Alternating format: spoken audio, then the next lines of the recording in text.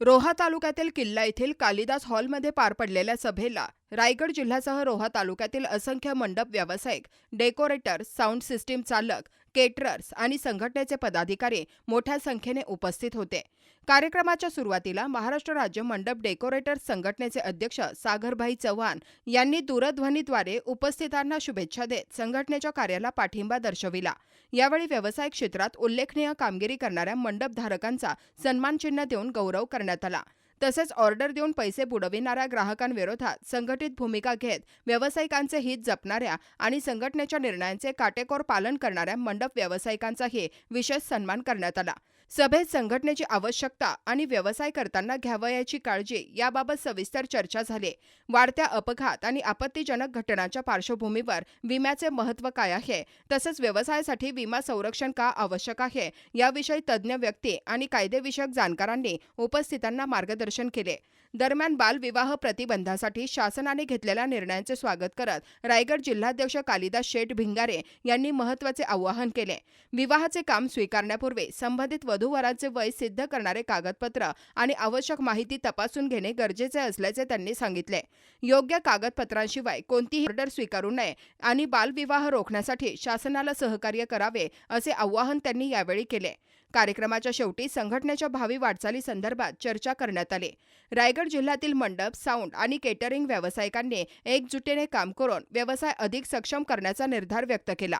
विस्टा news मराठीसाठी सागर जैन, रायगड।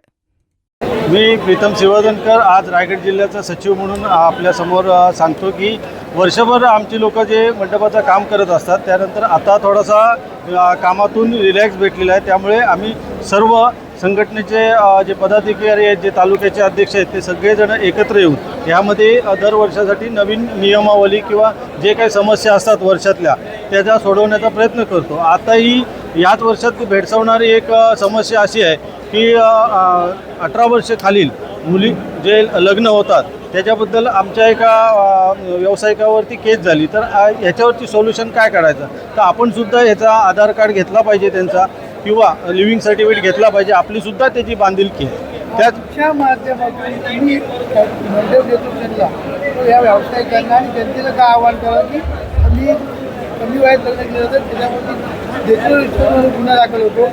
याकडे कसं वाटतं की डेकोरेशनची काय काळजी घेतली पाहिजे? बरोबर आहे की आपली सुद्धा त्याबद्दल त्यांच्या आई वडिलांच्या बरोबरीने आपली सुद्धा बांधिलकी आहे की कायद्याच्या चाकोरीत की आपण सुद्धा त्यांना अशी आव्हान करू शकतो की त्यांनी त्यांचा लिव्हिंग सर्टिफिकेट घ्यावा, जेणेकरून ते नसेल तर त्यांचा कमीत कमी ॲफिडेविट तरी घ्यावा की ते 18 वर्षाचे किंवा 21 वर्षाचे पूर्ण आहेत। कारण असं जर नसेल तर आपण पण कायद्याने त्याच्यात अडकू शकतो, म्हणून ही आपण काळजी घ्यावी। त्याचप्रमाणे आपल्याकडे बरेचसे वस्तू असे की काम करत असताना एखादा माणूस चुकी करतो काम करतो, याला कसं आपण सिच्युएशन आपल्याती काय प्रिकॉशन घ्या। बरोबर आहे, आपण जे काम करत असतो आज बिंदासपणे काम करत असतो, पण हे काम करत असताना ह्या कायद्याच्या चाकोरीतनं करताना त्याच्यात आपल्याला काहीतरी सेफ्टी बेल्ट असतील किंवा काय सूचना केलेल्या असतात तर त्याच्याप्रमाणे आपण काम केलं पाहिजे। आणि आपले जे कामगार आहेत ह्या कामगारांचा इन्शुरन्स आपण काढला पाहिजे, किती उंचीवरती काम करतात काय, जेणेकरून आपल्या व्यवसायाचं नुकसान होणार नाही। या दृष्टिकोनातून आपल्या ह्या समस्त सर्व